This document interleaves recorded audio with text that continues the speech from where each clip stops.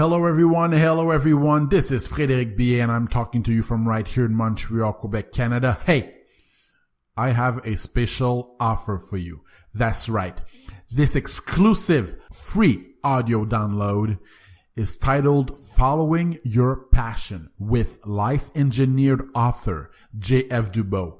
And this will give you inspiration and entertainment. Available for a limited time, JF tells us how he is making the transition from graphic designer to author. In a field where rejection is inevitable, he shares his views on how he deals with it. And he also talks about the advice he would give anyone wishing to make a career change and more. Janine Bay from Montreal, Quebec, Canada says, it's inspiring and entertaining, to the point and worth the listen. For a limited time, go to frédéricbaye.com, enter your email, and it will be delivered to your inbox. Go now. Following Your Passion with author J.F. Dubois.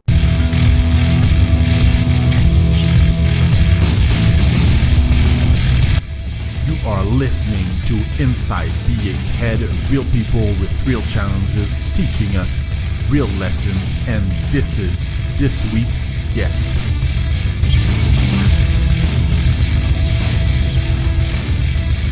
Hello, we are here with Gabby Grace, aka Gabrielle Aymar. She's a singer and songwriter. So how are you today, Gabby? I'm super fine, and you? I am fabulous. Great. All right. So, welcome to the show. We're very happy to have you. And, actually, I think it's going to be a very, very fascinating interview. I think so. Yeah. You inspire me a lot of things. You seem to be an amazing guest. Well, thank you, David. Really. All right. So, give us an idea of your background. So I grew up in Saint-Hubert, so that's on the South Shore, and to this day, that's where I still live. And ever since I was 5 years old, I would say I knew that I wanted to be a singer. Like it has always been something that was obvious to me. Like I know a lot of people have a hard time figuring out what they want to do in life, but for me, it came so naturally. So it never has been a question in my life. So it's like a conviction I was almost born with. So ever since I was 5 years old, I would sing all the time in parties, family parties, and I would ask everyone to stop talking and listen to me, and would make like shows for people around me. I was kind of, it's weird because today I changed with years, but when I was young, I really was fearless. So I didn't know what it was actually to be, judged by others. It's like I didn't have any idea of that. So it never stopped me to sing. So for example, I would sing in the park, when we were having recreation at school when I was younger, and I would sing on the bench and ask all the kids there to listen to me, and they would actually listen to me. So that's really funny. Like I would always sing and make shows for people to hear and enjoy. And it's always been natural for me. So then, I grew up, and of course things change, and you start seeing that actually people judge, and so you start to open up your mind to those things, which is kind of sad, but anyway. So when I was in high school, I didn't necessarily study in music. I was in the international program, so that is just like an advanced type of studies in high school. What is it? What is it exactly? International program. So, for example, it's like in high school you have you have the basic courses. So you have math, you have French, you have all those things. But in the international program, you would have like an advanced type of class for everything. So everything would be harder. And you also had, classes that, made connections with, for example, volunteering, and we would have trips every year, like humanitarian trips. So I went to Guatemala when I was 15, and I did voluntary work there, and I work with orphans. So that's the kind of thing. It's like more than the typical kind of education that you can get. It's more, it opens you up to a lot more. Yeah, I've always, like, even if I didn't necessarily, like, I knew I didn't want to study for a long time because that's not the type of thing that singing requires. I still always had this will to do, to always do the best, to always, make the hardest choices. It's kind of funny. Like, I never wanted to be content with the minimum. I always wanted to take the hardest option. So for me, I didn't even want to go in a normal program because I wanted it to be hard. I wanted to learn, I didn't just want to go to school and mess around like other people. I really wanted to learn something out of my studies. So like my whole life, I've just always, went on that path. Wow. And you mentioned that you used to sing in a park, basically everywhere. Yes. Who were your favorite singers? What kind of singing did you do? Oh, that's really funny. When I was young, my first idol was Britney Spears. So it's really far from now, but my first idol was Britney Spears. So I was always singing Britney Spears song, imitating her. You were one of those then. One of those. What do you mean? Oh my God. Yeah. When I was young, Britney Spears. No, nothing against it. Look, I'm a guy. I'm a dude. And Britney Spears was not in my, top favorite singer. But even today, I mean, even if like I don't listen to that music anymore, it was good. Like I listen to to music I agree. on the radio and it's still good, like I don't know, there was something about her and she was still a kind of a good girl, even if it kind of became something else at the end. But like, Gabby, I think a lot of guys, even back then, secretly liked Britney of course, Spears. she was so beautiful.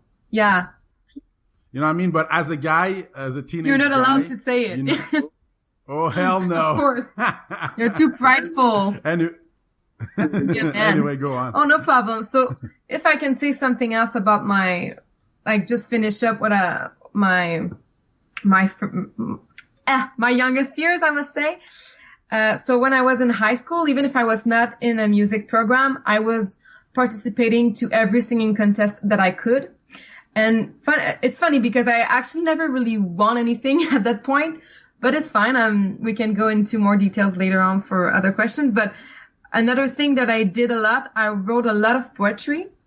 So in my alone time, I wrote a lot and I turned my poetry into songs. And it's funny because even if I wasn't bilingual, I'm a French, of course, but even if I wasn't bilingual, I always wrote my songs in English because it's like I knew deep down I wanted to have an international career. So for that, it requires to know English because of course English is the international language. So I've always written my songs in English and to this day I still do. And actually I have a hard time trying to write in French, even if I love French. But it's like I've been training myself to write in English. And so when I was young, like I said, I loved Britney Spears. So I loved pop music. So all the music that was on the radio when I was younger, that's the music I was listening to. But around the age of 12, I made a discovery and I still have this memory in my mind. When I was 12, I went in my basement someday and I don't know, randomly, I just started listening to all the CDs of my dad. And those were all the music groups from the 70s and the 80s. So Queen, Led Zeppelin, AC/DC, like all the rock bands in 70s and 80s. And it's like I discovered life that day. Like I was in I was in love with Britney Spears, remember? So I'm in my basement listening to all the CDs and I was listening to every song on every CD and just like amazed at this music. So it's like from this day on, I was super, super rock and roll. Like I was like, oh my God, like I discovered life today. Wow. So wow. At this point, of course, I still loved pop music, but then it opened me up to other styles of music. That surprised me because, for me, when I was 12, I wouldn't listen to like Elvis and, maybe I'm a little bit older than you, but, I wouldn't listen to like old music. I wouldn't listen to the Beatles. You didn't listen to the Beatles? No, I wouldn't. I wasn't interested in old music. Oh, but I wasn't trying to look for music. I mean, I was just curious because maybe I think my parents are two different individuals with really different tastes. So my mom is like the disco girl, and my dad is the rock guy. So in my 12-year-old mind, and still today, like, I see my parents as my mom is this woman that just loves to dance on any kind of music that goes on the radio, but she doesn't necessarily, loves music in a deep sense. Like, she's not looking for new music. She's just gonna listen to disco music and dance, and it's just for fun. And I remember seeing my dad, and still today sometimes, just grabbing his guitar and like playing guitar. So like in my mind, my two parents were really opposite, but so maybe I was always drawn to pop naturally because of my mom. And then at 12 years old, I wanted to discover what my dad was listening to. And then that's when I discovered all those bands, and I was just amazed. And particularly Queen. Queen is like one of my biggest inspirations ever. Yeah. Really? And actually it makes sense with where I'm heading to today, because, it's funny. We have so many things to say, but yeah, go ahead. But yeah, because I studied in classical music, and that was on a whim because I never necessarily thought about studying in classical music. Like I said, I didn't have music training when I was younger. So after high school, I had to decide what I would do next, because I thought that, I don't know, I thought that all of a sudden I would be a star after high school, but this of course didn't happen. So I had to plan and do something useful. So when I had to choose where I was going to go next, I had the choice between going to Saint Laurent, which is a cégep here in Quebec, where there's music courses, or I had the choice to go to Vincent d'Indy, which is a classical music school, and nothing was really driving me to go there, because like I said, I never had music training, so I didn't even read music. I didn't really love or even care for classical music, but I just decided on a whim when I had to decide that I would go there. And today I know that this was God, because of, like, seriously, there was nothing logical about my choice, like nothing. but and what were your dreams? So your dreams as a child were to really become. So even when you were 5 years old, your dream was to be a singer. Okay. And did your dreams change? Sometimes with age it changes.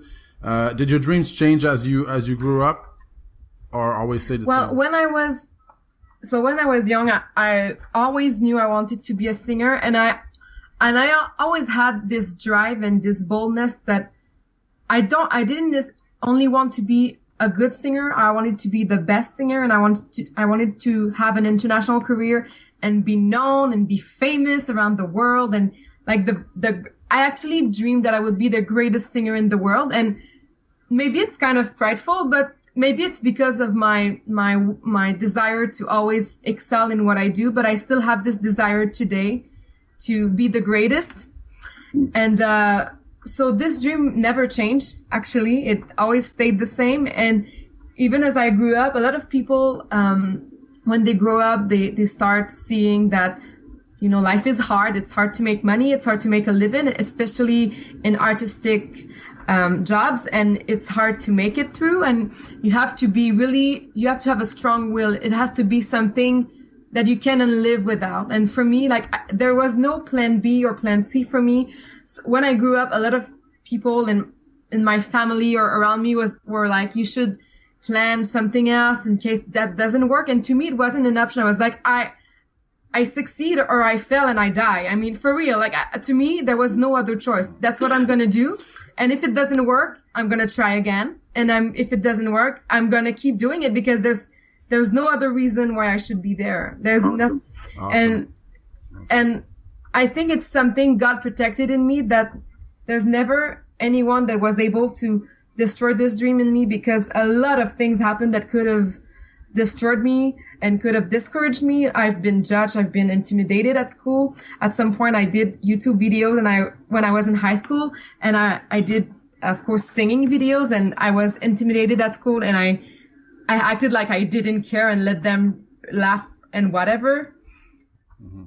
But I think it was not my own power, because anyone else could have easily stopped doing all those things.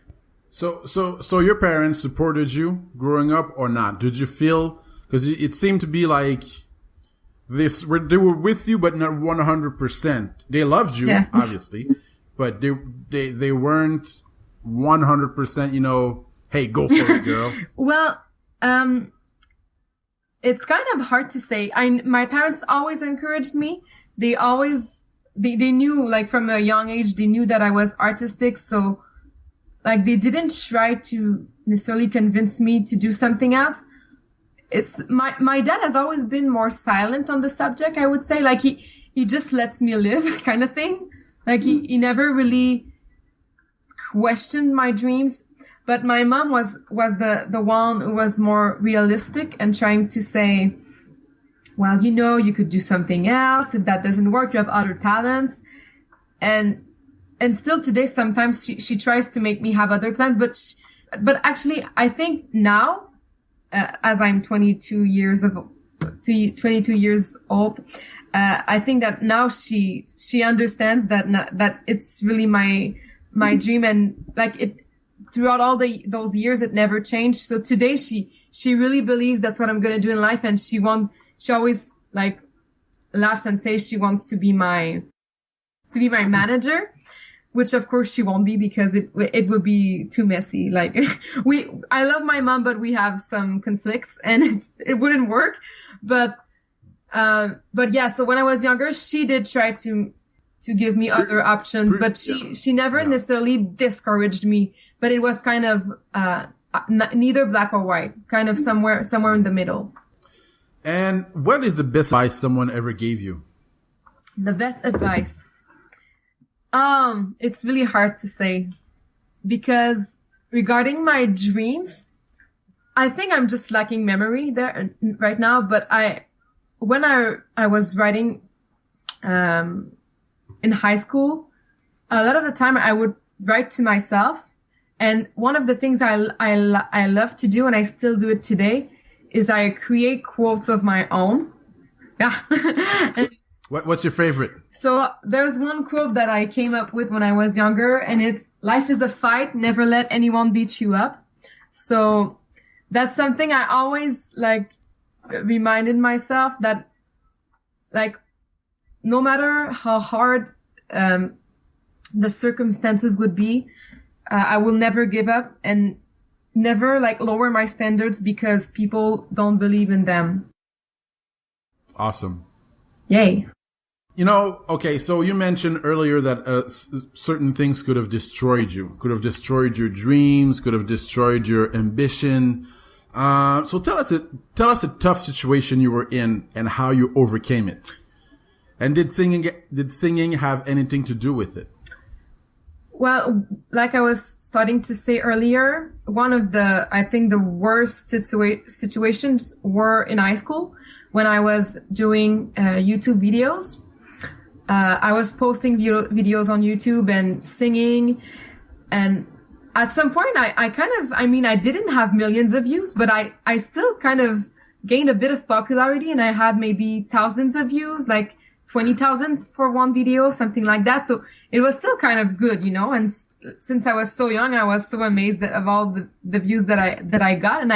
And oddly enough, I had a lot of, let's say, followers or fans from far off places in the world, like people that were following me from China, from Guatemala, Colombia, a lot of other countries. But people from my own area were not really supportive of me. And It reminds me of in the Bible when Jesus, you know, says that no prophet is welcomed in his home city. And that's not the exact words, but it's kind of the point. Like, you're never going to be accepted in your own area. So that's what happened to me at that point.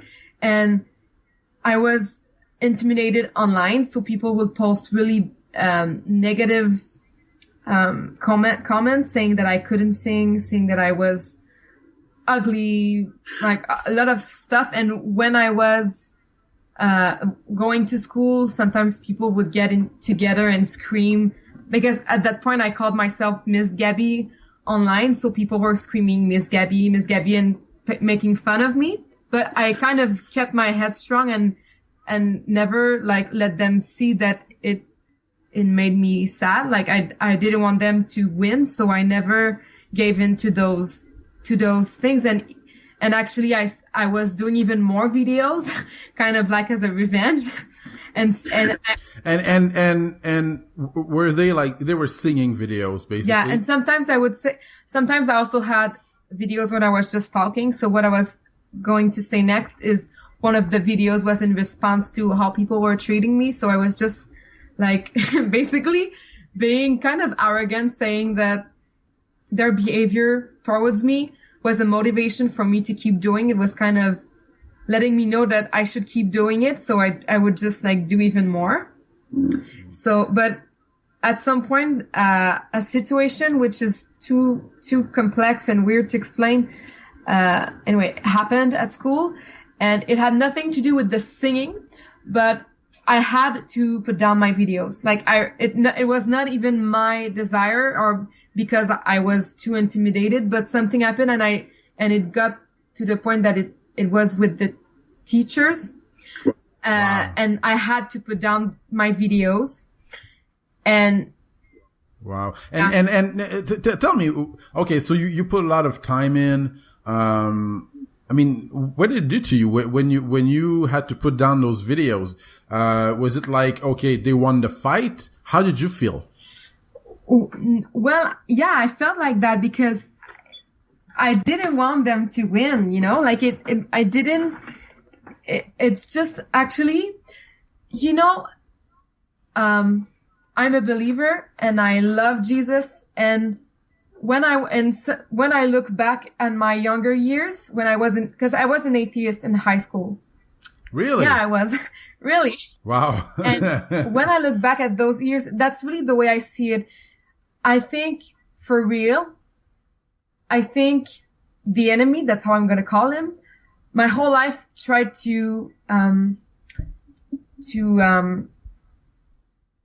put like, barriers, obstacles. Yeah, but it's more than that. It's like he tried to bury my dreams. And just for clarity for our listeners, the enemy you mean? I mean Satan, because of course, Okay. if I believe in God, I know there's an enemy to God, and it's like an enemy to all of us. He doesn't want us to know that God is there for us, and he wants us to be as far away as him as possible. But when I was that young, I didn't even know all those things. I was just, we can maybe in another question later on, I can answer those questions. But like, I was an atheist when I was in high school, and I feel like there was a sparkle in me. And it's like the devil always wanted to break that, always wanted to shut that down my whole life. I can give you another example, and it's really weird stuff, like not necessarily regarding singing, but I can give you, do I have time for 2 examples? Yeah, go ahead. Absolutely. Okay. So example number 1.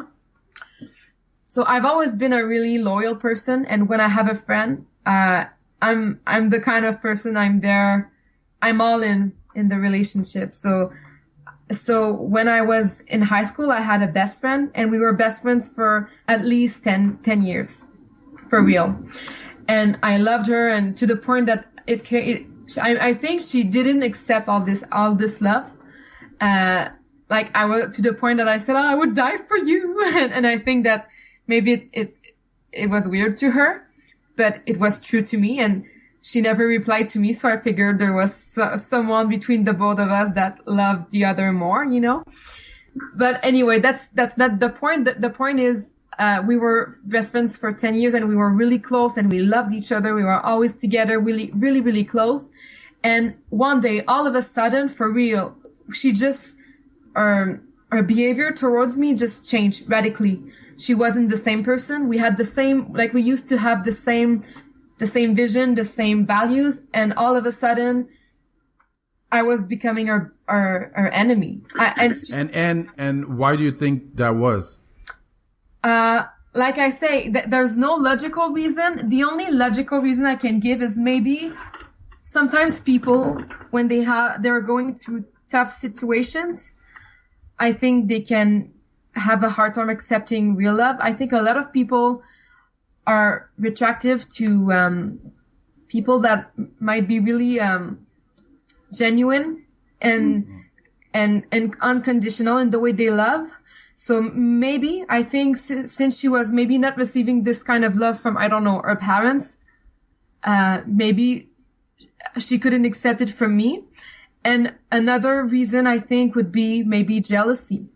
But to me, it's kind of weird because we were really close. So I don't even know why she would have been jealous, but that's just my take on it. But it's more profound than that. And that's why I mentioned the enemy, because it came out so illogically. It started so randomly that to me, there was something like, and even when I talked to her about it, she said, like herself said, I don't know what's happening. And I was always trying to save our relationship, and she just changed so much. And she would start scream at me when there was something going on in her life that was bad. It was my fault.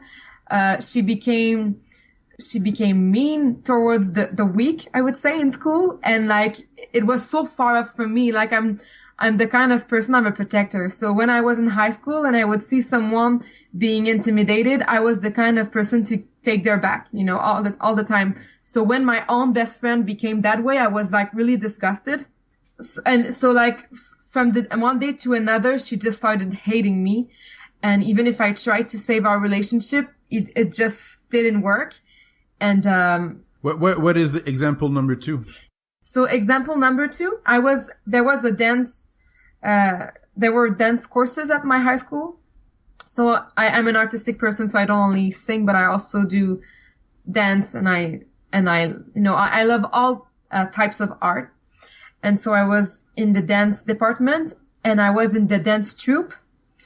And I always felt like I had to prove myself to my dance teacher. I always felt like I was never enough. For example, like today, looking back, sometimes with a bit of perspective, you see things more clearly. Like when you're younger, you're vulnerable, and sometimes you think less of yourself because of how people treat you. But today, looking back, I can tell you that when I was in high school, I was a really good dancer, that I was really good.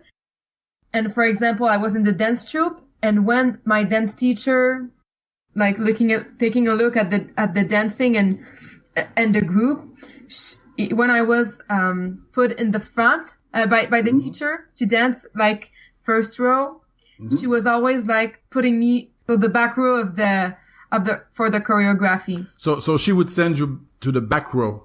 Yeah. And then another thing that happened is that we were having a dance class, casual dance class, doing the warm up, and one of the dance teachers, and I'm not kidding, that's a real story. I'm not changing anything. That's really what happened. We're doing the warm up casually. My dance teacher goes and stops the music, and she just says really loud, she says, "Gabrielle, I like your sister more than you." Ooh. And I'm like, what? Like, I was like, am I dreaming? Is this like really happening? So I'm like, what? And she's like, yeah, for real. I think she's really like more interesting than you. Like you're like the girl who likes to study and do everything right. And she's like the party girl. Like, I like your sister really more than you.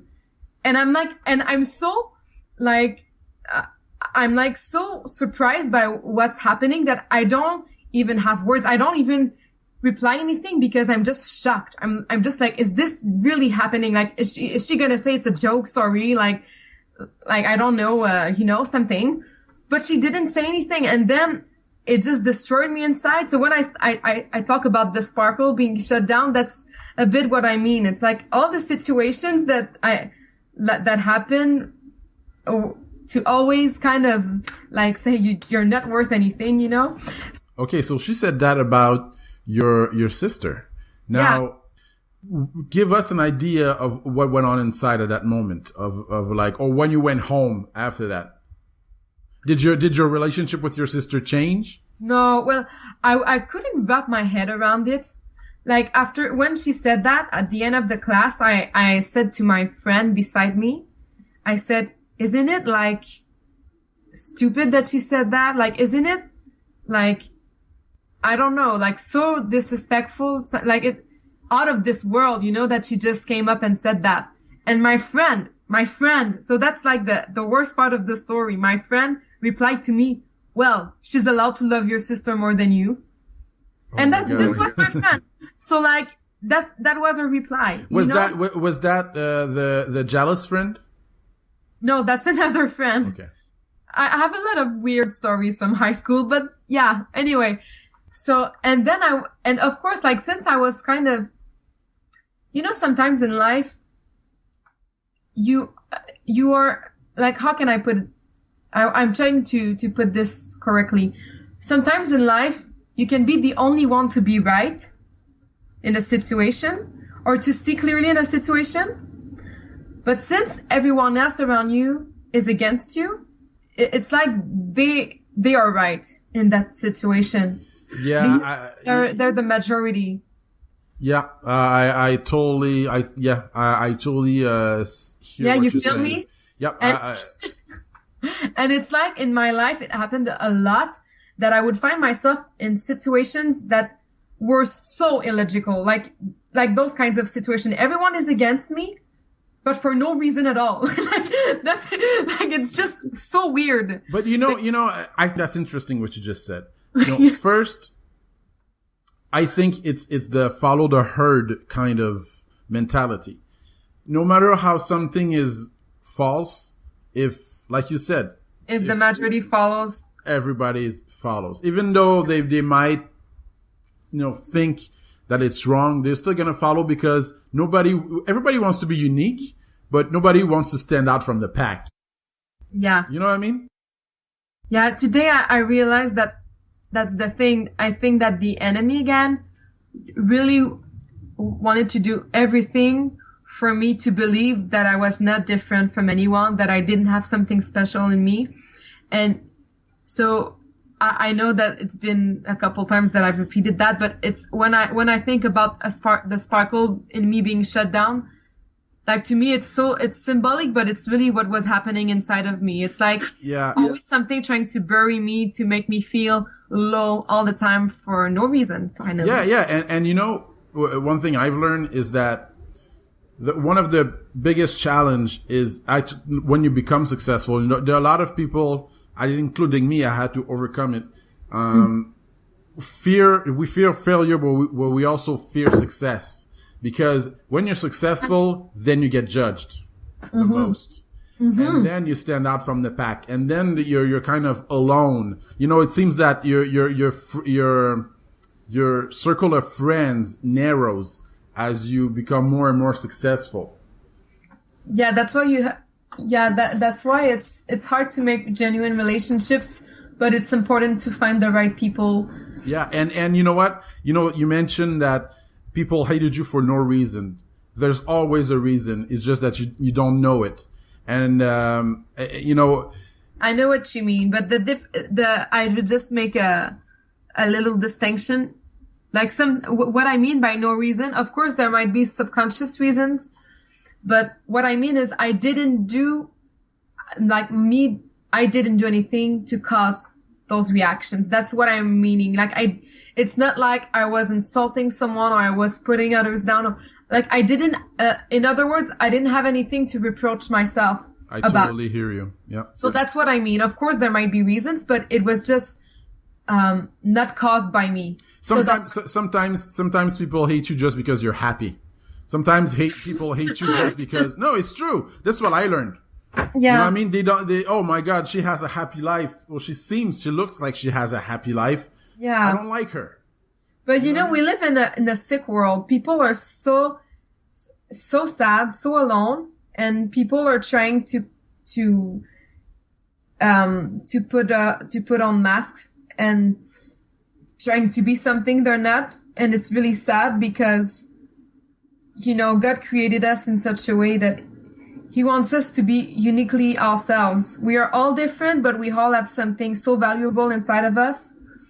And I think one of the problems is instead of seeing ourselves as precious, we compare with everyone else. But we cannot do that because we're all different.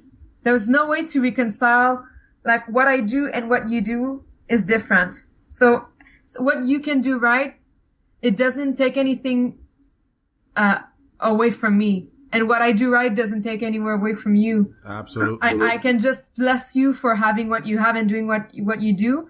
And you can bless me for, like, what I'm doing. So, and I think that's one thing I hope is going to change in this world, is that people will bless and honor each other instead of putting each other down, because we need each other. Like, we cannot like succeed in life if it's not because there's a community.